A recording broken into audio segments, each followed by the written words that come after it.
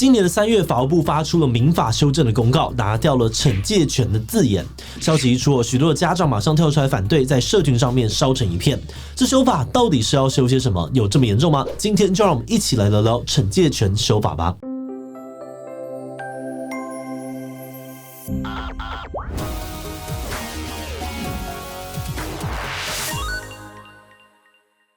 Hello， 大家好，我是志奇。今年的3月，法务部发出了民法修正草案的预告，针对民法第1085条当中的父母得于必要范围内惩戒其子女进行修改，要将惩戒2个字拿掉。这个草案一公告网络上面的家长社群马上掀起了激烈的讨论，许多的家长大骂政府简直莫名其妙，怎么会连爸妈惩罚自己小孩的资格都要剥夺？不能打，不能骂，到底是要怎么样管小孩？不过也有不少团体支持这一次的修法，他们认为呢，打骂教育不但过时，对儿童的身心发展也是弊大于利。只有修法才能够进一步的保障儿童的权益，彻底的杜绝家庭当中的暴力。今天就让我们一起来聊聊民法到底修了什么，影响有多大，支持和反对的人又在争论些什么呢？不过在开始今天讨论之前，先让我们进一段工商服务时间。换回税后，希望明年可以赚更多钱吗？提高工作能力是提高收入最好的方法。无论你是 freelancer 还是 in-house 设计师，我跟博颖合开的接案学都能够帮到你。课程当中不仅会分享专案管理的技巧，像是规划时程、销 email、拟定合约等等，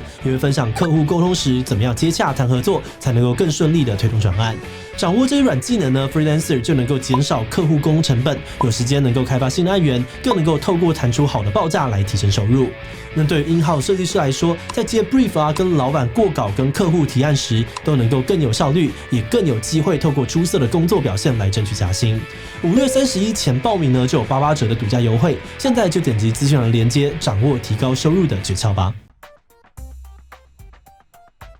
大家从小到大应该或多或少都有被自己的爸妈责骂，甚至是打手心啊、打屁股的经验。那你有没有想过，为什么他们可以这样打你、骂你，却不会触犯伤害罪之类的法条呢？这是因为法律上面父母是有惩戒权的。民法第1085条规定父母得于必要范围内惩戒其子女。简单来说呢，法律赋予父母呢，在合理范围内可以对自己的小孩进行惩罚、管教还有约束行为的权利。比方说，小孩子在外面因为太调皮呢，不小心把别人店家里面的这个昂贵东西给摔坏了。这个时候，有的爸妈可能会在大庭广众之下把小孩痛骂一顿，甚至是直接打屁股、打巴掌。而这样子的管教行为呢，通常会被多数人视为是合理的惩戒，家长也不会因此吞上了公然侮辱或者是伤害罪的官司。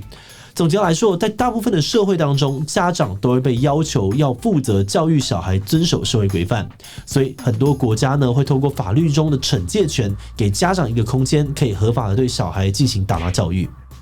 听起来好像蛮合理的，对吧？那为什么现在却要修法删除惩戒权呢？根据法务部的说法，修法的原因是因为现在的民法第1085条并不符合国际上面儿童权利公约的标准，对儿童人权的保护做得不够。原本条文当中的惩戒2个字呢，其实很容易让民众觉得父母有对小孩施暴的合法权利，导致家庭内呢出现了更多的暴力行为。所以这次的修法呢，就是要把1085条改成父母保护及教养未成年子女，应考量子女之年龄及发展程度，尊重子女之人格，不得对子女为身心暴力行为。严格说起来修法之后呢，并不是说父母不能管教小孩了，只是在管教的过程当中，不能够再对子女做出身心暴力的行为。举例来说呢，以前打屁股啊、打巴掌可能会被当成是合理的惩戒，是会被法律所允许的。但是在修法之后，这些行为就有可能会踩到身体暴力的底线，有触法的疑虑。不过呢，触法的底线究竟在哪里，大家还不是很清楚，而这也是目前为止争议很大的一块。我们先拿身体暴力来说好了，像扯头发、掐脖子、拿烟头烫皮肤，或是把这个孩子打到淤青流血这种比较夸张的行为，大家基本上已经有共识，这些都算是家暴，是不当管教的一种。但如果只是在孩子犯错的时候轻轻打一下手心，或是捏一下脸颊呢，这个大家就有很多不同意见了。有些人可能会说这样是暴力，不可以被允许，但也有不少人觉得这应该还好吧，没有这么严重，界限在哪里大家都不是很清楚。而除了身体暴力的部分，精神暴力的定义也有争议。原本修法的用意呢，是要求父母不能用辱骂、恐吓、威胁、忽视或冷暴力等等的方式对待小孩，但实务上我们还是很难界定精神暴力的底线到底在哪里。举例来说，小孩犯错，父母骂小孩，到底骂到什么程度会被算成是辱骂？告诉小孩如果不洗手就不让他吃饭，算不算是恐吓跟威胁呢？或者如果忙到没有时间顾小孩，只丢一台 iPad 给他，会不会构成所谓的忽视或是冷暴力？这些都没有标准答案。因此，当修法草案出来之后，许多人非常担心，原本熟悉的管教行为会不会在未来都被说成是对于小孩的身心暴力？而这样的状况呢，也让很多的家长对于修法抱持着反对的态度。在草案公布没有多久之后，国教行动联盟召开了记者会，公布了一份他们所做的网络调查。在将近3500位家长回复当中，有高达70%的人反对这一次的修法。他们认为管教是家长对于子女的爱，家长适时合理的管教是孩子发展学习正向纪律的必要手段。政府应该要尊重家长的侵权，不该草率的剥夺父母的管教权。那如果是要避免虐童、家暴或其他不当管教的状况，其实也可以由家庭暴力防治法、刑法等等的去处理，直接粗暴的修改民法，拿掉惩戒权只会让家长们无所适从。那网络上面也有些人直接开酸以后小孩要养要教，但又不能够打骂，要让家长未免也太难。政府这样的说法呢，只会让更多人不敢生小孩，根本是在促进少子化。还有网友表示，这几年来呢，因为学校不能够体罚，教官退出校园，青少年犯罪率已经越来越高。如果连家长呢管教小孩的手段都被限缩，未来的世代恐怕会更加的无法无天。简单来说，大部分反对的人认为，处罚呢仍然是管教的必要手段。如果失去了惩戒权，或是惩戒权被限缩，以后的家长真的很难教小孩。不过呢，对于这个观点并不是每个家长都认同。虽然反对修法的声音很多，但这一次的修法也是有不少人支持的。有些网友就表示，过往的惩戒权呢，根本只是在合理化家暴行为，早就应该要修法删除。那些不能够打骂就不会管教小孩的家长，才应该要好好的检讨自己。而台湾亲子共学教育促进会呢，跟儿童福利联盟也支持这一次的修法方向。他们提到，多数的惩戒只是造成恐惧，但孩子常常被打完之后呢，还是不懂为什么这样子做是错的。也就是说，这些惩戒并没有教育意义，只是粗暴去控制孩子的行为而已。更糟糕的是，像是体罚、辱骂这些惩戒行为很容易养成孩子的暴力倾向，也让他们觉得暴力是可以解决问题的，因为他的爸妈也是这样做的。还有一些家长站出来表示，自己小时候就是打骂教育的受害者，但他们不愿意用这样子的管教方式对待自己的孩子，所以他们很希望呢，可以透过这次的修法，让这个暴力的循环在自己的这一代结束，所有的孩子呢，都可以在没有打骂的环境下面安全健康的长大。总结来说，支持修法的都同意删除民法当中惩戒权字眼，可以抑制不当的管教行为，更好的保护儿童人权。但他们同时也表示，政府不该只是修法，相关的配套措施也必须到位。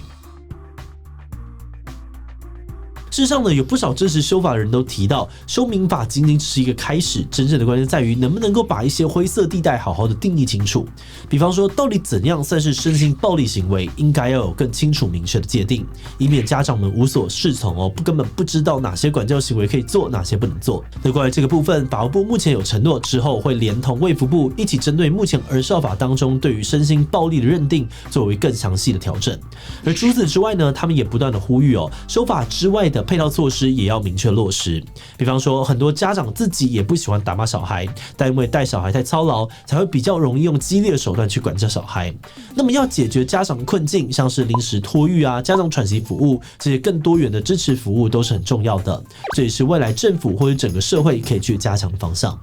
他们认为现阶段修法的确有重要的意义但如果呢是要让不当管教体罚彻底消失，还是得从源头开始，让家长们学会非暴力的方式教养孩子，才是真正治本的方法。在研究这次修法争议的过程当中呢，我们认为其实反对修法的家长并不是真的想要打骂小孩，或是支持对于小孩使用暴力。多数我爸妈都同意，打骂教育当然不太好，只是带过小孩就知道当小孩失控闹个不停时，做父母的真的会很崩溃。而这个时候呢，一定程度的打骂确实是有立竿见影的效果，及时的控制小孩的行为。那么觉得大家会有这样子的做法呢，可能也跟成长背景有很大的关系。我们很多人自己都是在打骂教育的环境之下长大的，换我们在带小孩的时候呢，就比较容易复制上一辈的做法，也用打骂的方式约束小孩。而现在修法限缩了管教的手段之后呢，大家会感到焦虑无助，其实都很正常，毕竟大家对于打骂以外的教育方式都没有什么经验。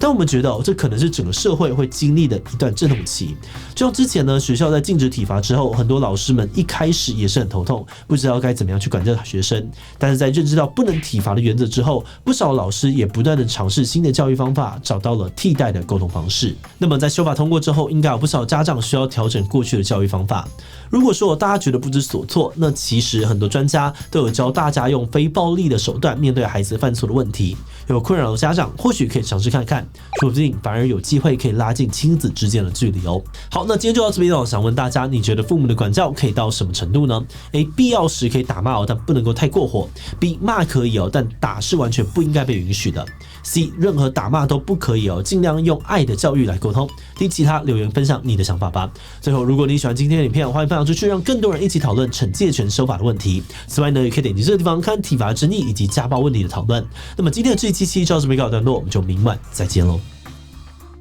Hello， 大家好，我是陈立，我是贺龙，大家好，这是皮亚哥，欢迎收看《超人少年》，我是吴子，我是志奇，我是徐波。哈密 Video Cat 网红馆发烧强片14天抢先看，独家喜剧档片会员无限看。Look at me， 有够烂人啊！他们